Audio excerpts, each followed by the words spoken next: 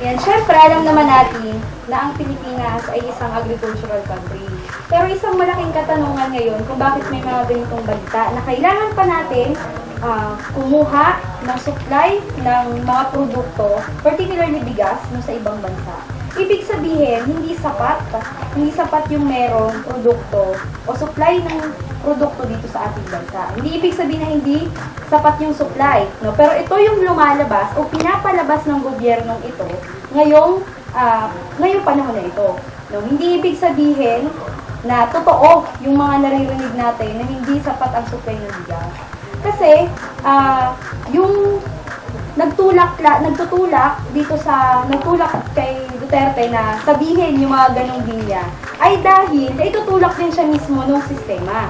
Dahil itong kaganapan na rice smuggling, dahil sinasabi natin na mas mura na daw yung bigas sa ibang bansa, kaya mas maganda na mag-angkat na lang din tayo. At saka sinasabi din natin na kulay nga yung supply ng bigas dito sa ating bansa. Pero hindi. Dahil lang sinasabi natin dito, kailangan magbigay ng diin ng importansya ng mismong gobyerno doon sa agricultural sector ng ating bansa. Kapag alam natin ngayon na maayos at meron tayong sapat na supply, hanggang alam ng mga mamamayan na meron siyang sapat na supply, hindi nagkakaroon ng mga gawa-gawang statements yung government no, na tayo ay nagkukulang ng supply sa bigas. Alam natin na hindi na magkakaroon ng mga ganyan pang issue. Pangalawa, maaari kasing ginagamit lang din ng mga nasa government, pinapayagan ng mga nasa government yung mga ganyang pangyayari.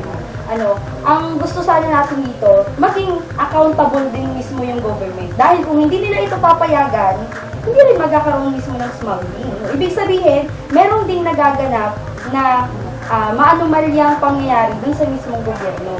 Hindi ko masisisi si Duterte na sinabi niya yung ganung linya. Dahil sino ba naman ang hindi magagalit sa mismong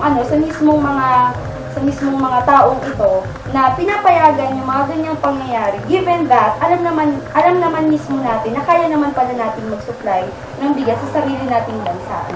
So ibig sabihin, actually parang ang kasabay na kabilang side nung sinabi ni Duterte ay naniniwala siya na kaya ng Pilipinas na supplyan ng mga produkto yung kanyang mga mamamayan. No, kaya ang kailangan natin, tutukan din mismo yung national industrialization and tutukan yung pag-develop ng mismo agricultural sector.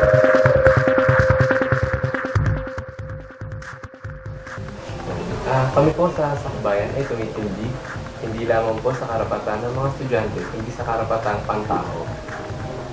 Unang-una po sa lahat, gusto ko lang po i-emphasize na dapat po ay unahin natin ang pagpapaunlad sa agrikultura ng Pilipinas. Bakit po? Kapag po tayo ay nag-invest sa agrikultura sa Pilipinas, nilalabag po natin ang trend na pagsunod sa developmental pattern ng ibang bansa. For example, ang Pilipinas bilang isang agrikultura na bansa ay dapat na nag-focus muna sa pagpapaunlad ng kanilang agrikultura. Kasama dito ang pagpaprovide ng land, mga pataba, seedlings para sa mga farmers natin. Bakit? Kapag pinaunlad natin ng ang agrikultura o hanap buhay ng mga magsasaka natin, hindi na natin kailangan pa na mag-import ng mga crops galing sa ibang bansa. Okay?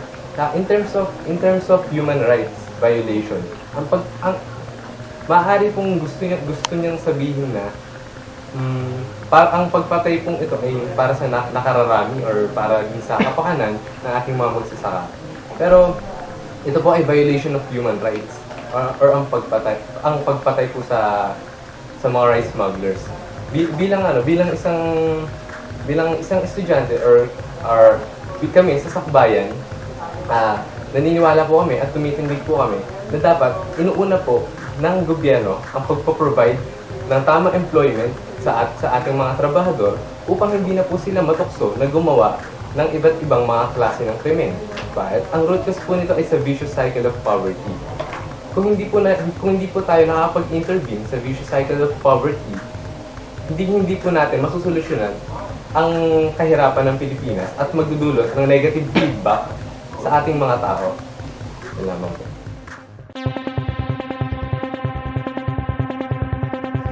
Kami sa Buklod ay naniniwala na dapat hindi tayo maging isang hindi tayo dapat pumatay ng tao para lang sa nakararami. Dapat tayo ay ipaglaban natin rin ang kanilang karapatan since sila rin ay may problemang kinakaharap. Marami tayong pwedeng mahanap na alternatibong solusyon kesa sa pagpatay ng mga rice smugglers dito sa bansa. Pwede namang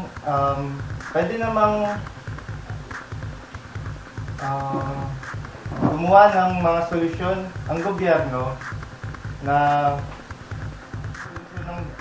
gumawa ng solusyon ng gobyerno na maaaring makapagpalantad ng mga rice smugglers. And naniniwala kami na may alternatibong solusyon talagang mahanap ang gobyerno.